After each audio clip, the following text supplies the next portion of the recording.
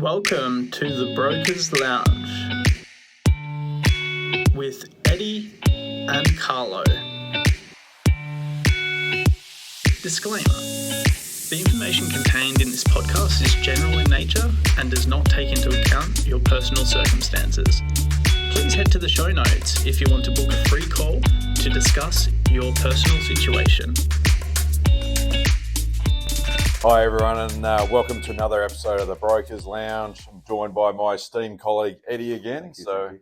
How are you, mate? I'm very good, mate. How you been? Yeah, very good. Very good. Yeah, can't complain. It's been another full-on week. Yes. And once again, we get closer and closer to Christmas and that elusive break that we're all looking forward to recharge. That's it. Full steam heading to the end of the year. It seems like a lot of things happening. I don't know if it's the sun, if it's this time of the year, but yeah, a lot of pre-approvals are actually a lot of people buying. So yeah, the property market is starting to heat up a little bit along with the weather. So yeah, that's a good sign. It's all good, as you said. Yeah, exactly right. Look, this week we're going to do something that we did a little while ago and run another Q&A session. And these are basically the leftover questions that we had from the first session. So it'd be good to get through this next lot and answer the burning questions that a lot of people actually had for us. So yeah.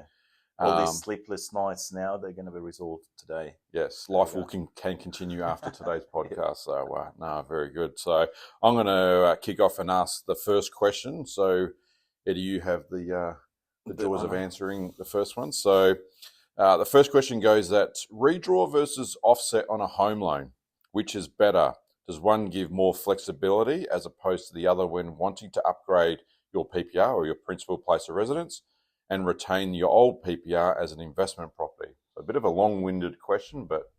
Yes, and I guess there's a couple parts to it. So in the first part, redraw versus offset on a home loan, which is better, and that's assuming it's an owner-occupied home loan. Mm-hmm. Now, maybe we can start with what's the difference really between an offset and a redraw. And they're pretty much the same. They do have the same function, except the offset account is like your everyday normal account. And whatever funds you've got in there at any day, it's offsetting the interest that you have to pay at the end of the fortnight or the month. While in the redraw, it's basically you're putting that money in the loan and it's reducing your balance and your repayments are being reduced accordingly to what your balance is. But accessing those funds can be sometimes a little bit involved, not too hard. I'm not saying it's impossible. It's just some lenders need you to call them. There's a minimum to redraw, and there's sometimes a bit of waiting periods. Other banks are being more flexible in that sense, and you can just access them anytime you need. So they're pretty much the same. It comes down to flexibility and access. Which one to... Well, I always recommend the offset account just because you need an everyday account. You need an account for your direct debit payments. You need an account to... The way I do it is just have your wage going in there and then use your credit card to spend whatever and then transfer back. So I can benefit from the offset account, having the money sitting there during that period, while I can also benefit from the redraw. You can have both. Like, you don't need to choose one. Yeah. On the actual repayments I do, and I just leave that in there in case of emergency or in case you need something, you can access those funds. So you can really have both. And it really comes down to, what's the magic word? Your personal circumstances on what you want to achieve. Usually with owner-occupied loans, it's recommended to have your offset account, pay down the interest, pay down the debt because it's non-tax deductible. While with your investment loan, it's better to have no offset account and just stick to redraw. It's just easier from an accounting perspective and it's easier to calculate the interest that you've paid. Plus, you want to maximize your interest for tax deduction at the end of the year. So I don't know if that answered the question. Yeah, I think the other key part is if you are wanting to transition from having it as your PPR across to turning into an investment property, obviously better to have the funds sitting in an offset account rather than actually redraw, because with redraw, it's actually paying it off your actual loan balance. True. So from a tax point of view, it's better to have those funds sitting separately so that if you do switch it over to an investment property, you're not impacting the loan balance. Yes. The ATO is not going to be asking any questions as to why you're redrawing funds afterwards. So definitely 100%. the way to go. And then you take those funds, put them against the new monorail line. Yeah, spot on. Good strategy to have, and I've seen that work many, many times before. So Absolutely. Next one for you, Carlo. SMSF commercial property purchase restrictions and maximum LVR. Yeah, look, I know we've done a podcast in the past around residential self-managed super funds, or how the borrowing actually works within that. So, in terms of the structural point of view, in borrowing funds within your self-managed super fund, with a commercial property, pretty much exactly the same. There's no difference. So the SMSF rules or legislation that sits around that is identical. The only things that are probably the key things that are different between a residential property and a commercial property when it comes to self-managed super funds, the loan to value ratio is probably the big one. Yes. With residential, you can go up to the standard 80%, which is great. But with commercial, you're typically looking at anywhere between 70 and 75. And that's the reason why I say around that is because it's dependent on the type of property. So there's industrial, there's, office space. Retail, yeah. Depending on what the actual type of the property itself or the use of that particular commercial property will typically dictate what the loan to value ratio looks like as well. So there you go. The other thing is interest rates, higher than residential rates. So you're probably looking at about 1%, 1 to 1.5% higher. So sorry, by that you mean higher than SMSF residential rates? Yes. So self-managed super fund. So residential rates within the self-managed super fund. I think we said previously it sits at around about the 7.5% mark. With commercial properties, it sits about 1% higher than that. So fees are also a lot higher than residential self-managed super fund loans. So I'm trying to just draw a comparison between commercial and residential within the super fund. Yep. Clients typically have to pay an establishment fee. Valuation fee is probably the big one, that the customer has to actually wear the valuation fees, whereas with residential, it gets worn by the lender itself. And that can amount to, we probably say on average $1,500 to $2,000, but it really comes down to the size of the property as well. Yes. The more that the property is actually worth, and the more complexity that goes into that valuation, the higher the valuation fee as well. So, and the other final point that I want to make is, with commercial properties, quite often you're having to pay GST on top of the purchase price. Lenders will not fund the GST component. So when it comes time to looking at the funding position, clients do need to make sure that whatever funds they got in the self-managed super fund, they can fund their equity part of it, any stamp duty costs, and also the GST component as well. If applicable, correct. Yeah. Yep. So they're probably the four main areas that I see the difference between the two, just to draw some comparisons. So. And I would add one thing here, that it's got nothing to do with the SMSF itself. No. Commercial is more expensive than residential. Yeah. And even if you're doing it outside your SMSF, you still have to pay valuation fee and establishment fee and all the other fees you mentioned. So it's got nothing to do with the self-managed super fund bit. Yeah, good point. Because mainly because I was just trying to draw the parallels between residential self-managed super fund and commercial. So, but yeah, definitely worthwhile highlighting, because absolutely don't want people thinking that if you do a commercial loan outside of SMSF that it's like a residential loan. No, it's not. So, all right, on to the next one, Eddie. So, split loans, where we have a portion fixed, portion variable, portion interest only, portion P&I. What are some catch-all situations where these may or may not be beneficial? It's pretty detailed, isn't it? Seriously, like, who asked this question? Hopefully it's not our managing director. Sorry, Steve. Yeah, well, like, obviously this is very relating to your personal circumstances and what you want to achieve. But if we go through fixed versus variable, we can obviously split and have that depending on the situation or the market, or what do we expect the interest rates are heading. Like, we did that quite a bit when interest rates were lower, and people were pretty much fixing 80-90% of their loan and leaving a small portion as variable to benefit from having an offset account link, doing extra repayments, and try and pay that variable bit down.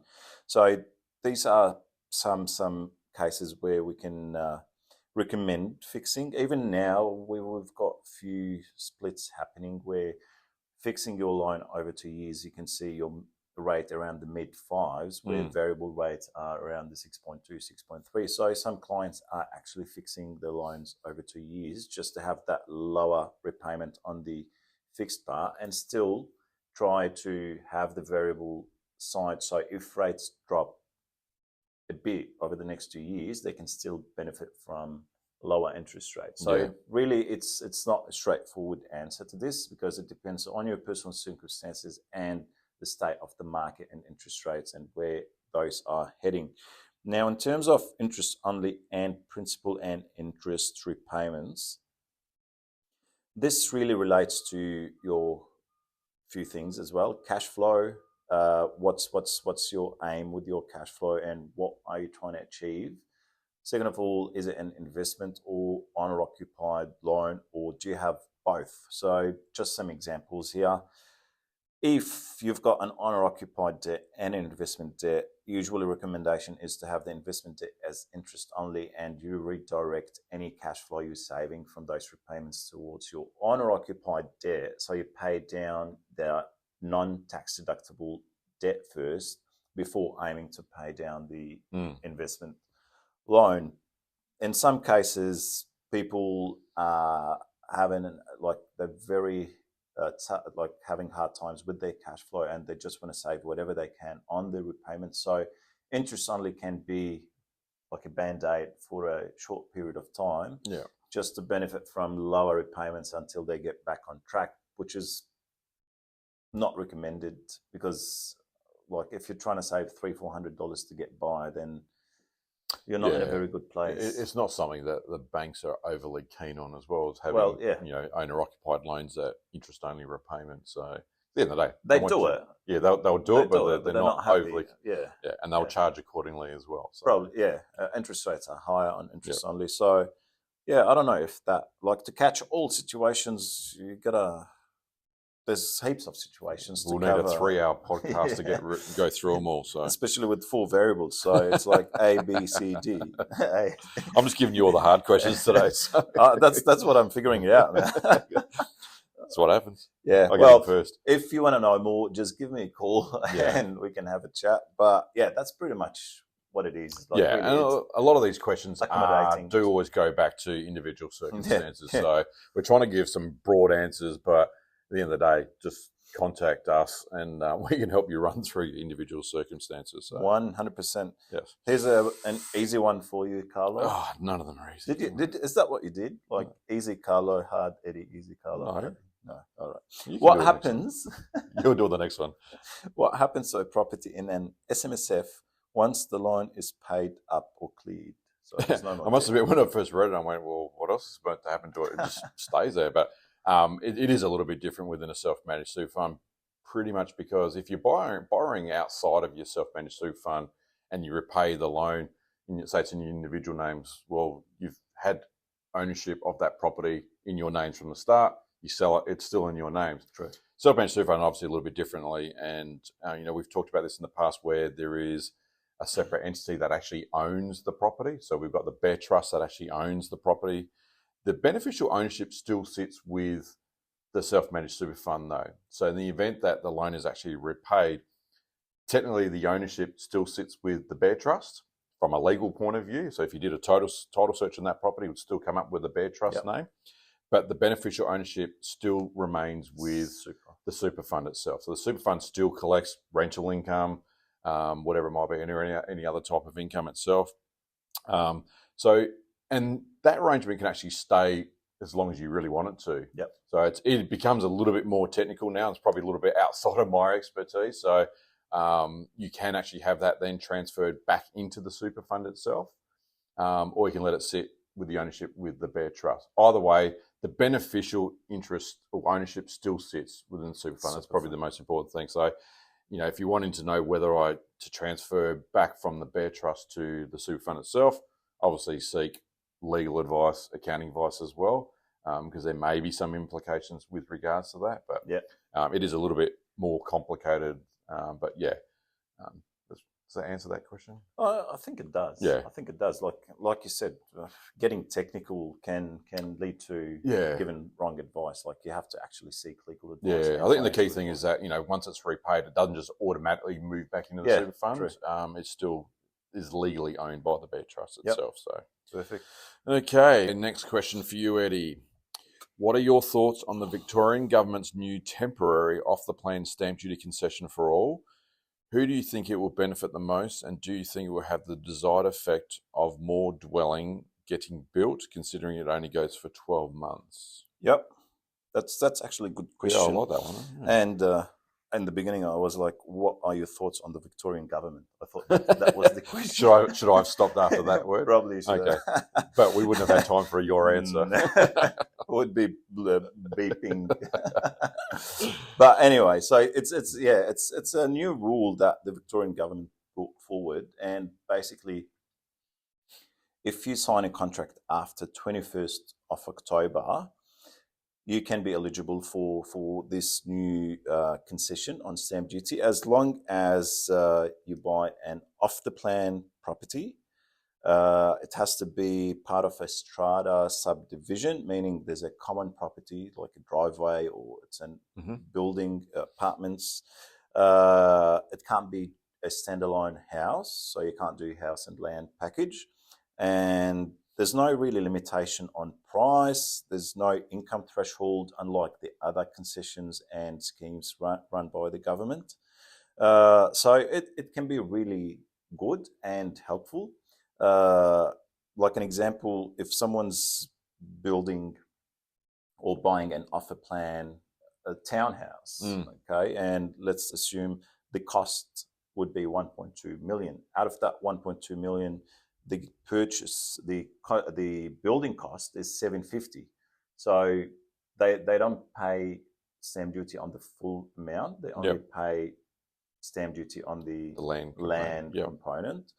I think it helps more investors than owner-occupiers because owner-occupiers are already benefiting from the stamp duty concession up to 600,000 if you're a first-home buyer. First-home buyer, yeah. So you've got that in place already.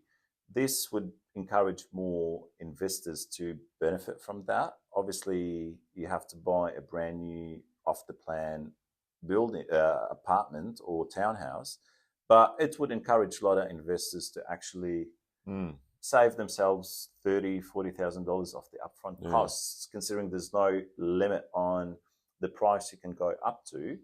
And so is it based on the contractor sale date? Yes, it has to be after the 21st of October. Yeah, so it's at the time of signing the actual contract of sale, not the completion date, because if that was the case, then no one would get access to this.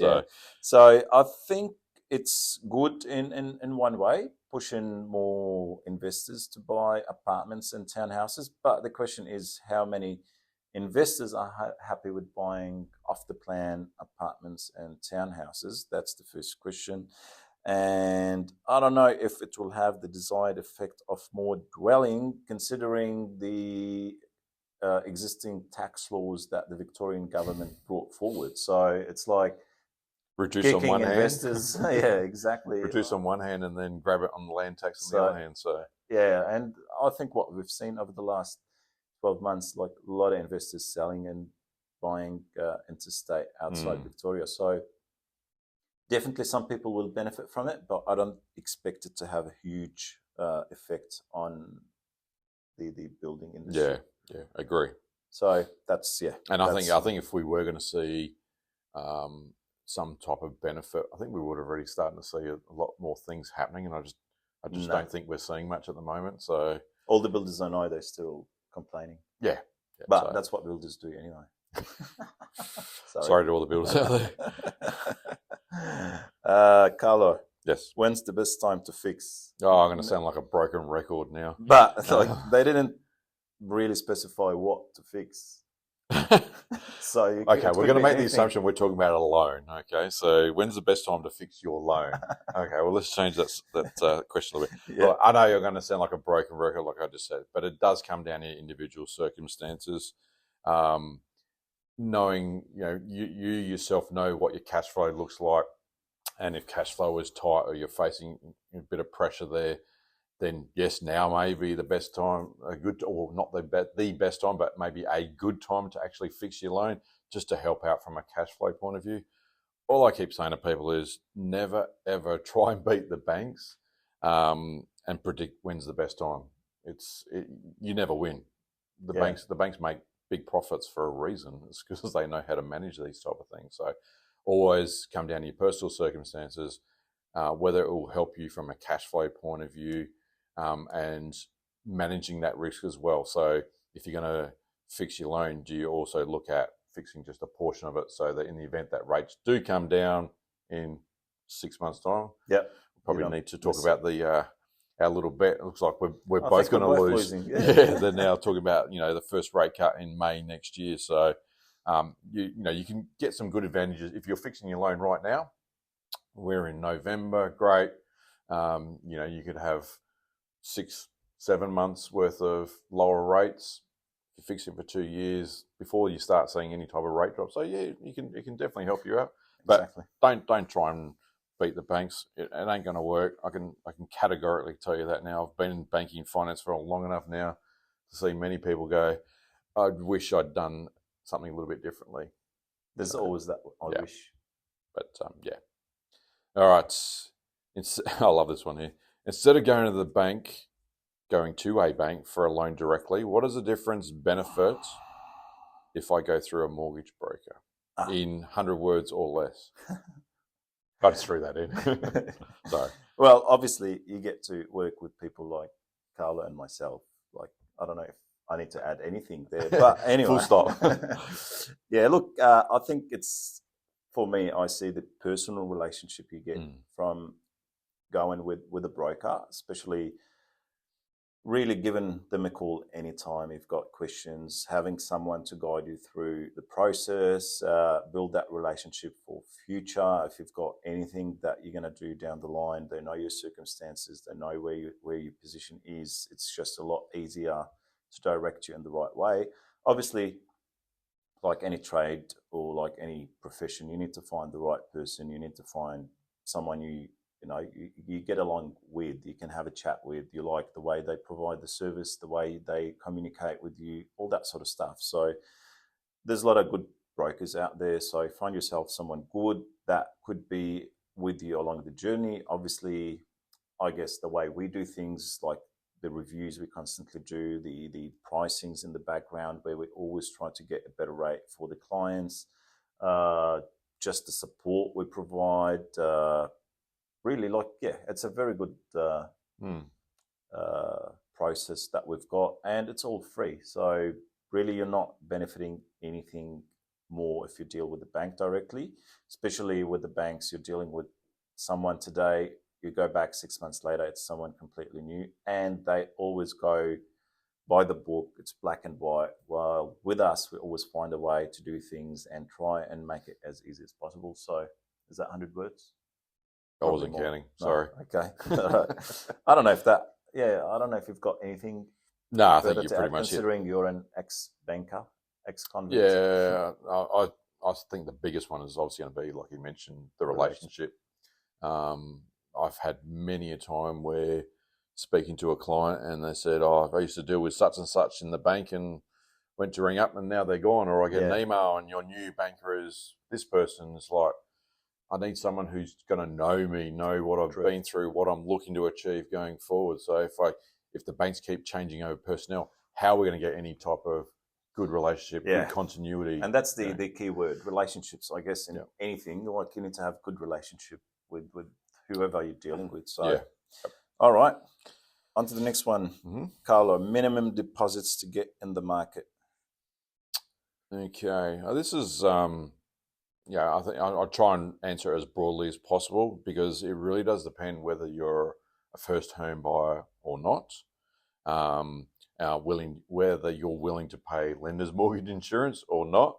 Obviously, if you're not wanting to pay any lender's mortgage insurance and you're not a first home buyer or anything like that, you're just like you and I, you're typically going to need that 20% deposit plus the cost to avoid the lender's mortgage insurance. Exactly right. But if we go broadly and include first home buyers and people who are willing to pay lender's mortgage insurance, typically 5% will get you into the market. Yeah. 5% plus government costs. Hopefully, if you're a first home buyer and you fit within the threshold, you may be able to avoid stamp duty or reduce stamp duty. Yeah. The other one that's probably you can get in a little bit less is if you're a single parent with a child, that goes as low as 2%. Yep. Plus the government cost. So really good. Like we've said in the past, there's great schemes out there to cater for lots of different people, and it's just a matter of which category you fit into, whether you want to pay mortgage insurance or not. But if we typically go broadly, 5% plus government costs will get you into the market. Not too bad, really, when you think about it. And if you look at the average, I don't know, what's the average house price in Melbourne now? Since 7, 8. Before we know it, would be $1 million. So yeah, but yeah, not too bad at all. True. So summary: 5% plus government costs. Yeah, okay. And hopefully that's pretty much negligible. Okay, Eddie, why do I have to repay my loan? I ask this question all the time. Why can't I just have interest only for the rest of the term if I can show a strong security position and other investments? Yeah, you don't have to. It doesn't. It's not by law that you have to repay your loan. But what the question should be is, what's your plan? What are you trying to achieve? And what's your exit strategy? So if you've got one property that you live in and you don't want to pay that loan down, just keep it interest only, then what are you going to do when you retire? How are you going to make those repayments? Because you can't just have it as interest only for the rest of your life. So if you sell, hopefully the property has gone up in value, and that's what a lot of people bank on, then you can probably buy yourself something else. But is it going to be enough to buy you something else with no debt on it? So there's all these questions. Why do I have to repay my loan? You don't have to, but you want to. That's that's one thing. The banks want you to. Yeah, and you want to at a certain point. It's what stage in life are you?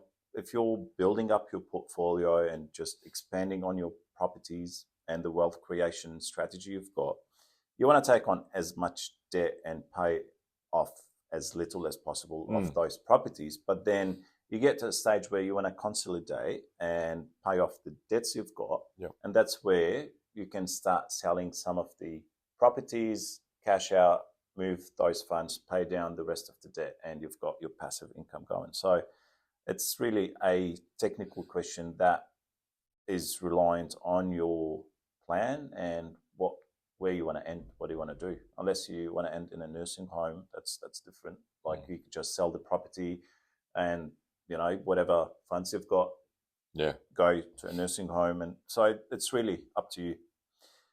All right, next one, Carlo. First home grants applicable for each state. As in, if I buy a home in Victoria as PPR, can I buy another PPR in Adelaide and use the first home grants? Cheeky question. The simple answer, no, you cannot. So once you've used one of the grants in one of the states, wherever you are, you can't then go to another state and buy another property there and claim that it's the first home you bought in that particular state. It doesn't work that way. Not anymore. No, we would have worked in the 40s maybe. Yeah, we have very clever state revenue officers in each of the states who do talk to each other, and you will be asked the question: have you ever had an ownership or interest in a property?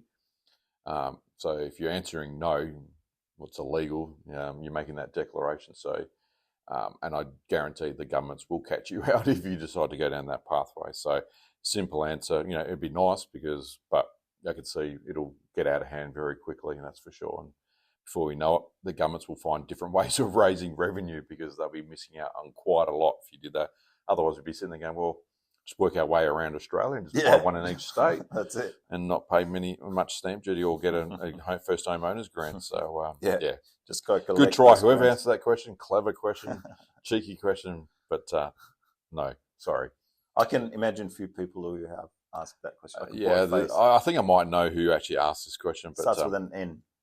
Correct, because he's asked me that question before. There you go. There we go. All right. Eddie, how does guarantor work, and how do you refinance taking your parents off the loan when the property grows in value? So I'm guessing we're talking about security the guarantee.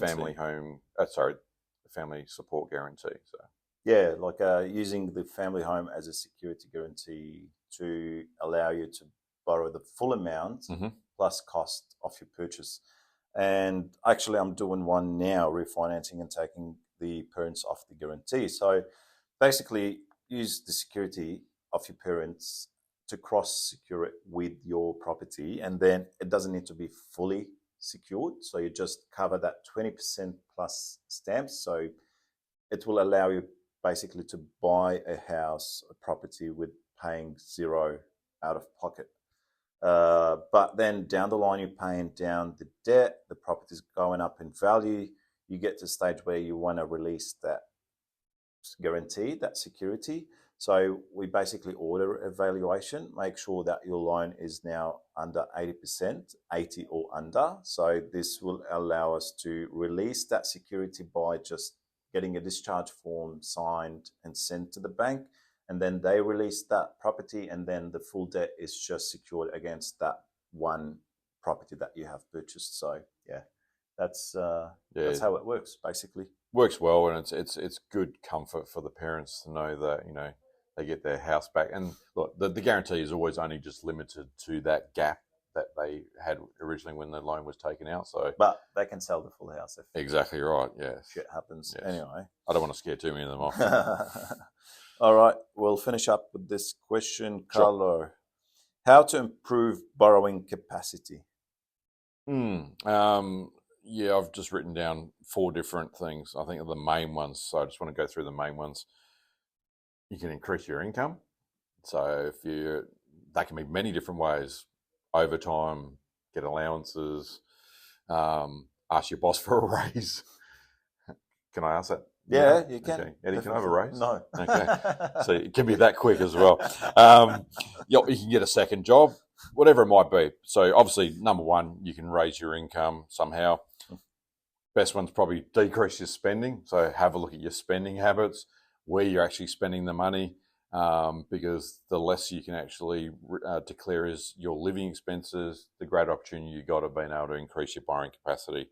One that we've talked about many times before is closing off or consolidating other debts.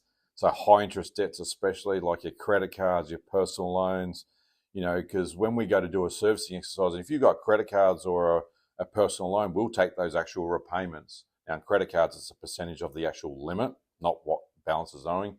Personal loan, if your repayment's $1,000 a month, that's what we're going to take. That's right. We won't, but if you can, consolidate into a larger loan like your home loan at a much lower rate, spread out those repayments a little bit further, increases your borrowing capacity that way. And the final one I've written down, which is not always ideal but can be used, and we've seen it used many times before, is to refinance your loan over a longer loan term. So you may have 20 years left on your existing loan, so repayments, if you did a like-for-like refinance, your repayments are going to be a little bit higher. Whereas if you did it over 30 years, you're stretching out your repayments over a longer loan term. So when it comes to doing the servicing exercise, gives you a little bit more greater borrowing capacity as well. Yeah. So they're probably the 4 main ones I've come up with. I don't know if I've missed anything. No, pretty much. Like it either has to do with your income or it has to do with your expenses. And like you said, the income bits, you just need to keep pushing, try to earn more money. Mm-hmm. And with the expenses, you just need to stay on top of them and try to minimize what's not needed. Yeah, and with extra other liabilities, look to consolidate them or find a better way of actually being able to repay those. That's it. Perfect. All right. Excellent. I think we've done really well. Thank you again for sending through all these questions. Always anything that pops up, feel free to reach out. We're always available to take on any questions or answer anything that you guys are not sure about. Otherwise, thanks for listening again. Please subscribe, leave us a good review, and we'll be seeing you all again soon. Thank you very much. Take care, everyone. See ya. Ciao.